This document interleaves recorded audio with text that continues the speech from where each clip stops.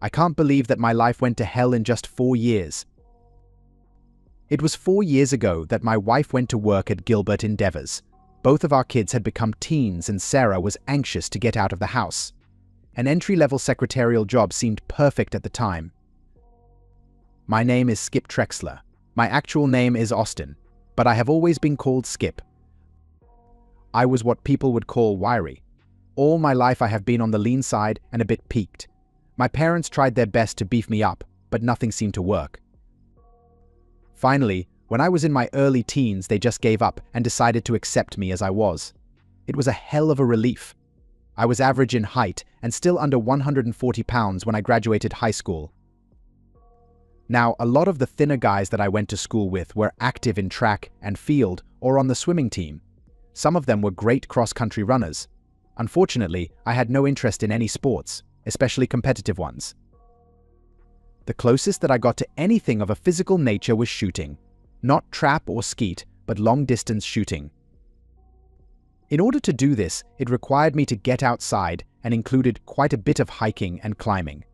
Of course, I was not talking about target shooting, but varmint hunting. I took to it with a passion. All through high school and college, I spent most of my non-academic time either shooting or reloading. After 8 years, I was able to consistently hit a 2-inch target at 100 yards. My weapon of choice was a Marlin 336C cambered for the .219 zipper. That cartridge had been out of production for many years, but I still made my own out of 30 to 30 shells necked down. Being good at something like this gave me a sense of pride in accomplishment which I desperately needed. 2 important things happened. While I was in college, I met my wife, Sarah, and I met my future business partner, Chuck Fuller. Other than that, it was a bit boring. I got my degree in geology, got married, and started a small surveying business with Chuck. Life was good. Chuck and I never worked for anyone else. After college, we each put up $2,500 and started our own little surveying company. We concentrated on small jobs and a lot of real estate sales transactions. We didn't make any big money, but we were both comfortable and happy. Chuck married a local girl 3 months after Sarah and I got married. We stood up for each other. My family had a cabin, which we called a bungalow in Schuylkill County on 160 acres. We had all of our family gatherings there, and this was where I did most of my shooting when I was younger. The Fullers had a real cabin on 640 acres in Potter County. Chuck and his family did their hunting there, but did not use it for anything else. That is all you need to know for now. As I previously said, my life started going to hell about 4 years ago. Gilbert Endeavors designed and manufactured exercise equipment. Its headquarters was local, but it had manufacturing plants and distribution facilities all over the country. My wife Sarah started working there when our twin daughters, Marcy and Mercy, started middle school. It seemed to be a good idea at first. The hours were good, the pay was fair, and the location was convenient. The first year or so was perfect. Gilbert Endeavors hired Terry Ulrich, a retired NFL fullback, to be the company's marketing manager and official spokesman. Unfortunately, my wife worked in the marketing department. For 6 months, we were inundated with tales of the magnificent Terry Ulrich. My wife and daughters both were infatuated with his greatness. Thankfully, after about 6 months, all of the adoration seemed to taper off at about the same time that Sarah started putting in lots of overtime. Chuck and I both grew up in the area, so we knew many people who worked at Gilbert. It was not difficult at all to find out that Sarah and Terry Ulrich had become an item. While their relationship blossomed, our marriage deteriorated. As Sarah and I grew apart, my relationships with my daughters did also. I never confronted her about it. She started going on more and more business and promotional trips. When she came home, she was always gushing about what she did, who she met, and what she saw. Of course, this was all for the girls' benefit. None of it was directed towards me. I had become a non-entity. She usually, but not always, invited me to accompany her to the company parties and gatherings where I was then ignored for the rest of the evening. Sex was out of the question. How does a man endure a life like this? Up until Sarah started work, our family life was normal.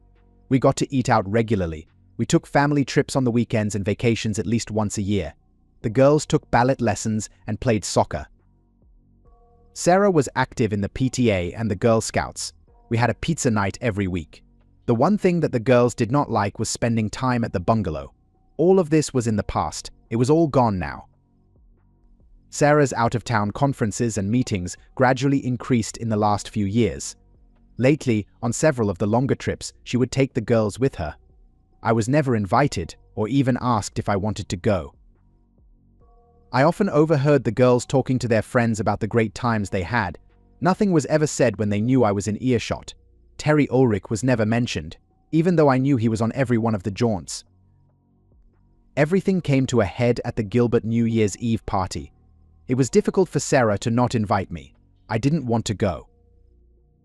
The humiliation of having to live with infidelity in private was bad enough. I was afraid that I would not be able to control myself if things got out of hand. I was right. The girls were all dressed to the nines. Marcy and Mercy were excited because it was their first dress-up adult party. I didn't have a tux, so just wore the best suit that I had. I did get to wear a tie that I had gotten for last Father's Day. Several hundred people were milling around when we arrived. Skip Trexler. Glad to see you could make it. Thanks for bringing your wife and beautiful daughters to our little gathering. Terry Ulrich seemed to be smiling at the grimace on my face as he crushed my hand. He finally let go, and I noticed Sarah was smirking.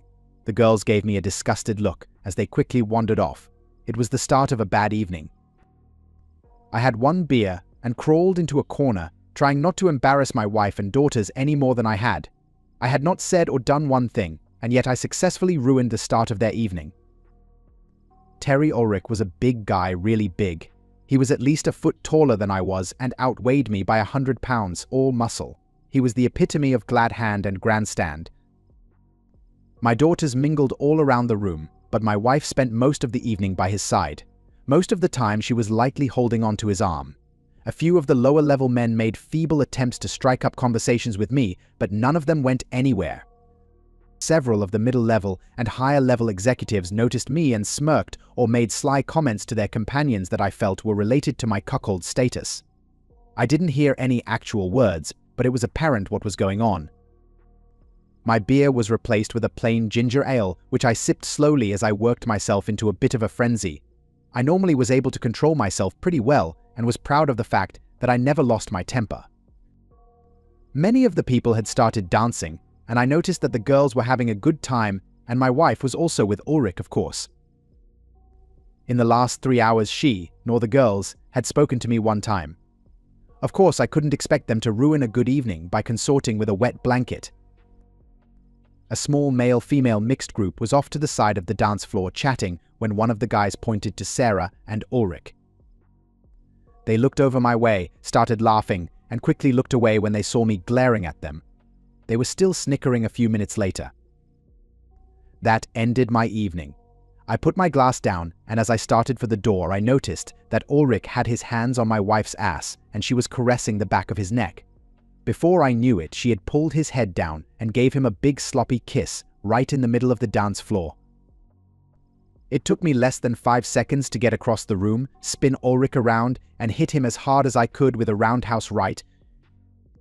My hand hurt like hell, and the next thing I remembered was waking up in the back of an EMT vehicle. It was only a short ride to the emergency clinic, and I did notice that I was alone in the ambulance. I remember being wheeled into the emergency room. The next thing I knew, I was waking up in some sort of recovery area. 30 minutes after recovering, I got a visit from a doctor who gave me an update on my condition. In addition to my broken hand, I had 3 cracked ribs, a broken nose, 3 lost teeth, and 2 that were loose. My jaw was wired shut, and my right kidney was bruised. Ulrich ended up with a good kick to the testicles, resulting in some damaged blood vessels.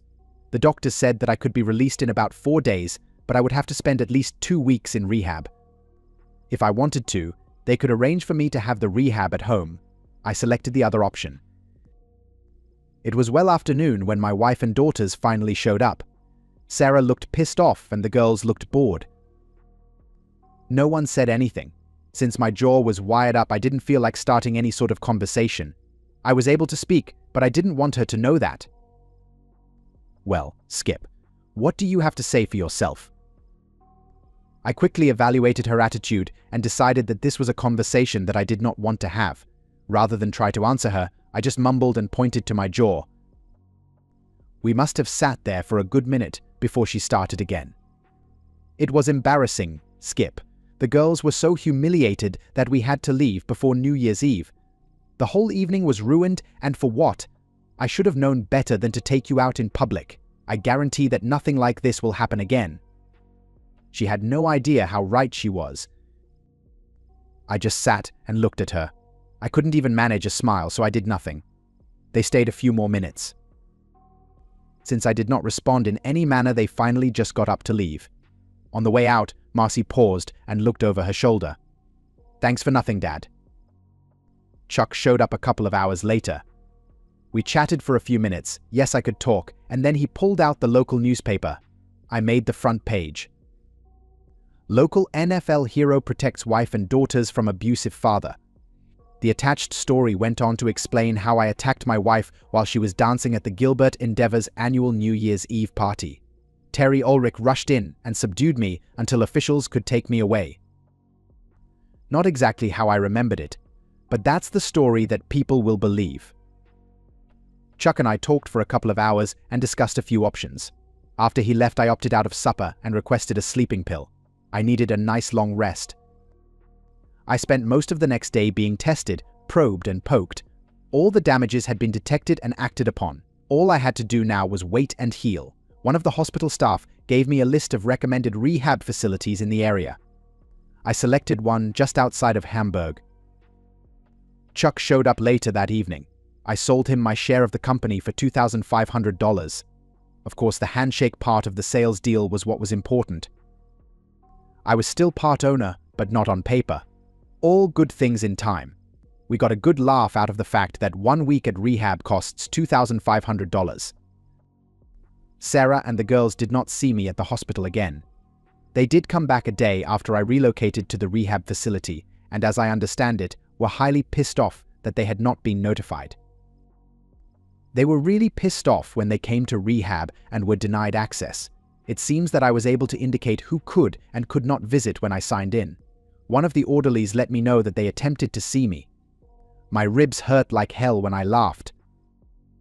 The worst part of my injuries was dental work.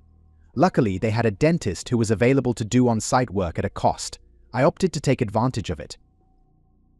The injury to my hand was not as bad as they originally thought. Although it was possible for me to get out of rehab a bit early, I decided to stay the full 2 weeks. After 10 days, I was able to breathe fully again. That felt good. Sarah never tried to visit again.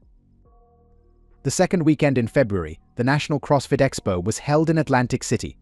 Sarah and the girls attended with Terry Ulrich and the GE marketing team. Chuck and a few of our employees spent the weekend moving my clothing and stuff to the bungalow in Schuylkill County. He made sure to get my Marlin and all of my reloading supplies. 2 days later, I was comfortably settled in my new abode. That weekend, Chuck and his wife, June, came for a visit. It seems that Sarah has been to the office looking for me. There had been no bank deposits made to the joint account since the first of the year, and Sarah wanted an explanation. Chuck spent a half hour trying to explain to her that not only did I no longer own part of the company, but I also didn't even work there. In frustration, she stormed out threatening to see a lawyer. After a couple of weeks, I was functioning pretty well. The jaw situation was not nearly as bad as they originally thought, so I was back to normal eating and drinking in a couple of days. My dental problem was fixed, and I decided to leave my broken nose alone. I needed the small bit of character that it added. The other bruises and pains were healing normally. I did my therapy and exercised as directed. Chuck left me with one of the company trucks and a credit card. I also took a large amount of cash with me in case I needed it. I left my phone with Chuck. The bungalow was comfortable, but it was only temporary. I was doing a good bit of walking and started jogging at a leisurely pace. Terry Ulrich had a large house on Douai just outside of town. It was a long winding road going up Mount Penn. There were not a lot of homes there because it was difficult to build on the steep mountainside. The house was not hard to locate, and I was able to find several nice secluded vantage points. I would not be a quiet cuck. I spend my mornings exercising and getting fit. My afternoons were reserved for target practice. It was a good year for the groundhogs, but I gave them a pass and concentrated on inanimate targets. My Bushnell laser rangefinder indicated that I needed to be accurate at 133 yards. I would be ready when I could consistently take out an egg at that distance. I bought a lot of eggs. I bought a suppressor. I spend my evenings planning, adapting, and reloading.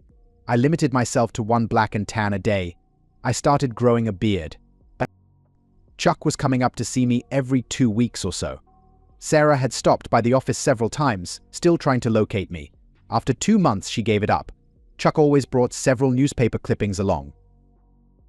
It appears that my wife and daughters were continuing to enjoy the high life with their new benefactor. He had to be completely supporting her by now because I was contributing nothing. Oddly, Sarah and the girls were still living in our old house, which I did not understand. It was time to move things along. I started driving back to the city early in the mornings so that I could pick out a good vantage point to observe Terry's house. Parking was a pain in the butt, so I ended up having to hike a bit.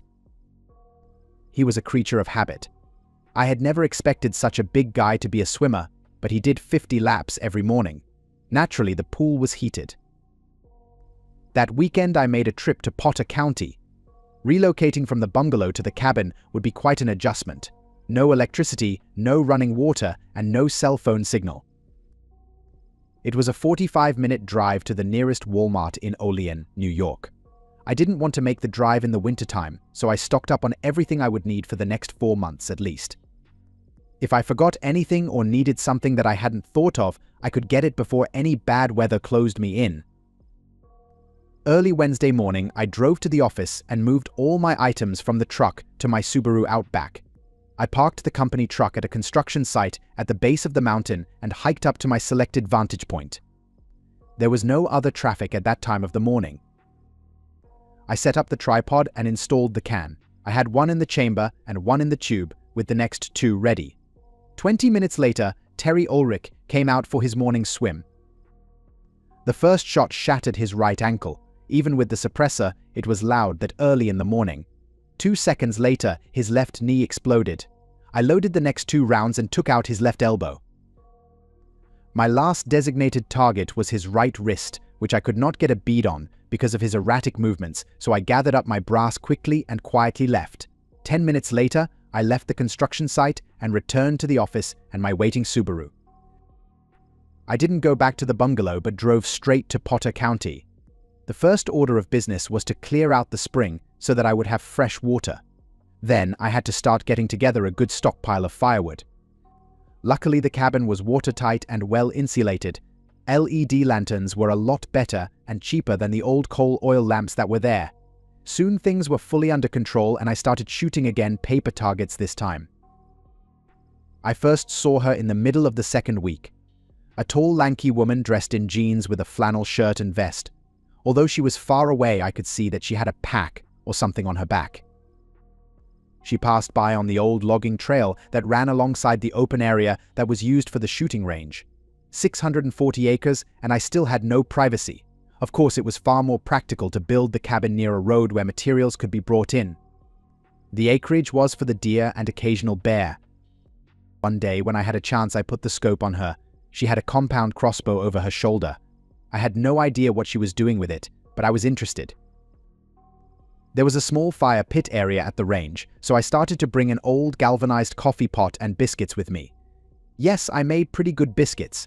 I felt like I was setting some sort of trap. 3 days later, my trap worked. "Excuse me. My name is Claire. I was hoping that we could talk." She took me by surprise. Not being very socially adept, I sort of stammer a bit, and motioned for her to sit down. "Would you like some coffee? That was the best that I could do." She nodded, smiled, and slid the crossbow off of her shoulder before sitting down. "My name is Skip. I just got here about 2 weeks ago. I noticed you in the area several times. I am staying at the lodge about a mile down the road. I try and walk every day, and I usually end up in this area." I handed her one of my famous biscuits. "Are you staying here long?" "I'll be here for the rest of the summer." "Yourself, it's open. 4 or 5 months at least." She seemed to like my biscuit, but I got the feeling she would have preferred cream and sugar in the coffee. She didn't say anything, I just sort of picked up on it. Do you own this place? No, it belongs to a friend of mine, who lets me use it. We sat quietly for a few moments. Do you hunt? No, not really. I used to do a little varmint shooting, but I haven't done any for years. Just doing a little target shooting now. I don't want to be pushy, but would you mind if I used your range for a little practice? I haven't found any good places where I could use my bow. She had an accent that I could not place. It was either English, Australian, or Scottish. I didn't want to ask. No, not at all. I think we could find something suitable for a target backstop. Feel free to use it any time. She ate a second biscuit. I felt really good. I am just curious. I thought that most people were using compound bows now. You have a recurve bow and it looks new. Don't get me started.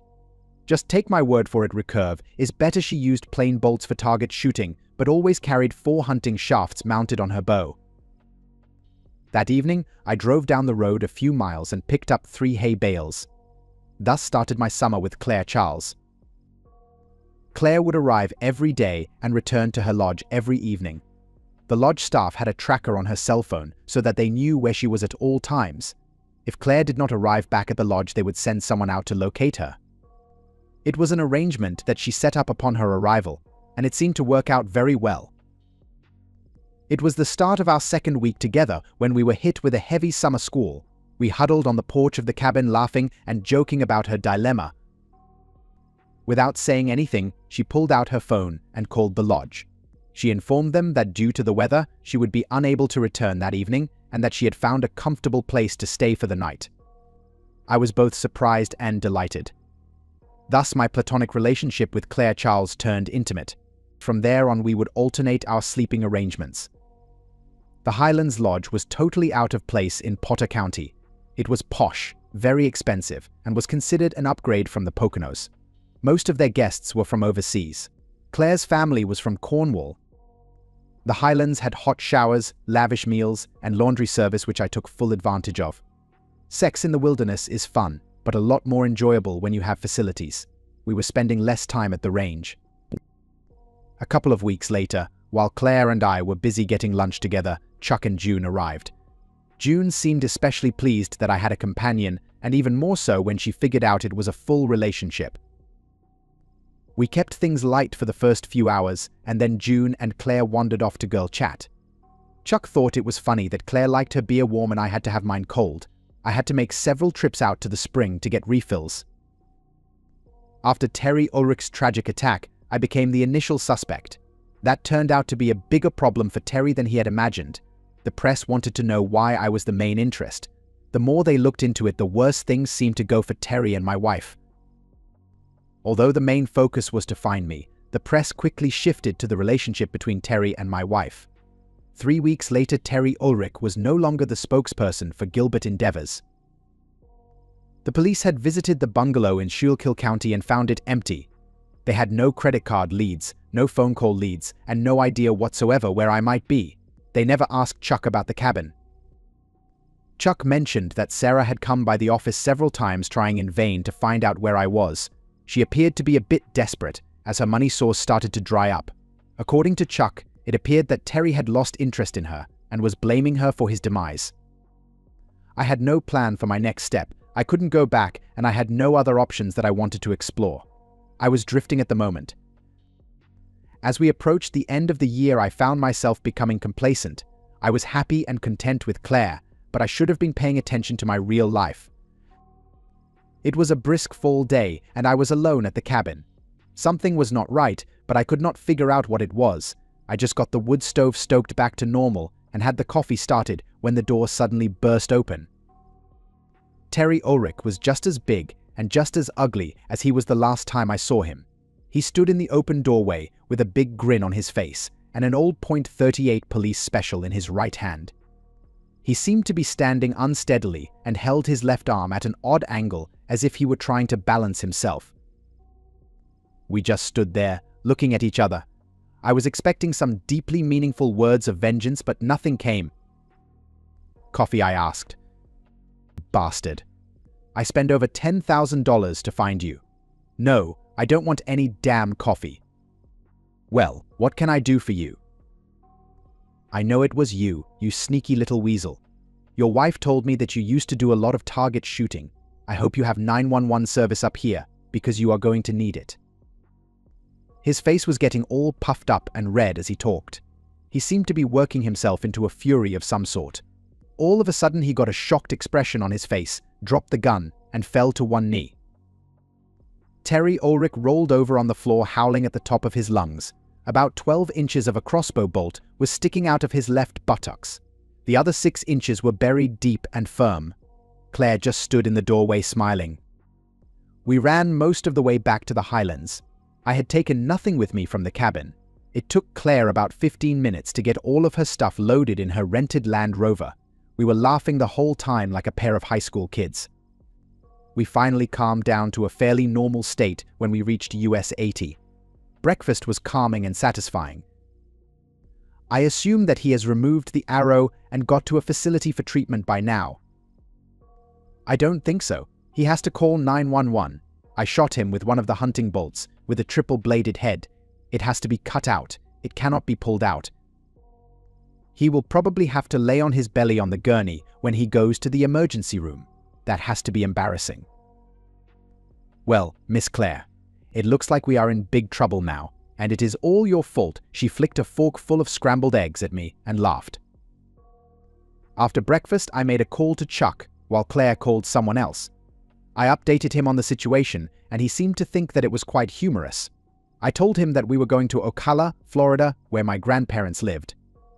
He snickered a bit because he knew I said that, just to cover his ass. While I was on the phone, Claire came over and took my wallet out of my pocket. She returned to her seat and continued her conversation while I shopped for goodies for our trip. What trip? I didn't know, but we had to go someplace. For some reason or another, I felt that Claire had a plan. She didn't tell me anything and I didn't ask. I was content in my ignorance and I trusted her. It was a long day. We finally stopped at a beautiful bed and breakfast in the Wisconsin Dells. We were beaten by the drive and just fell fast asleep. Breakfast was great, and 4 hours later, we were at the Walmart superstore in Duluth. Claire still had all of her stuff, but I left with nothing. I still had no idea what she had in mind, and she seemed to be having fun keeping me in the dark. I got a new wardrobe of sorts, and Claire got a big bag of snacks. Ever since I was a boy, I used to dream about taking a canoe trip to the Boundary Waters. I finally got to do it. Everything was arranged when we got there. The outfitter was even going to take care of Claire's rental car. That gave me a clue that we were probably not coming back. It was intriguing and exciting. I couldn't wait to see what else she had in store for me. Before we set out, I made one last call to Chuck. Skip, what in the hell did you do? It is all over the news here about Ulrich's latest demise. Some of the national services even picked it up. Gee, Chuck, I have no idea what you are talking about. I could hear June laughing in the background. Well, his media image is dropping like a lead balloon. It seems that he can't do anything right. Couldn't have happened to a nicer guy. I always wanted to say that. By the way, Skip, nice move on the divorce. Sarah was not expecting it, and it hit her hard. I don't know how you did it from up there, but it seemed to work. She has no idea what she is going to do and has no money to do it with.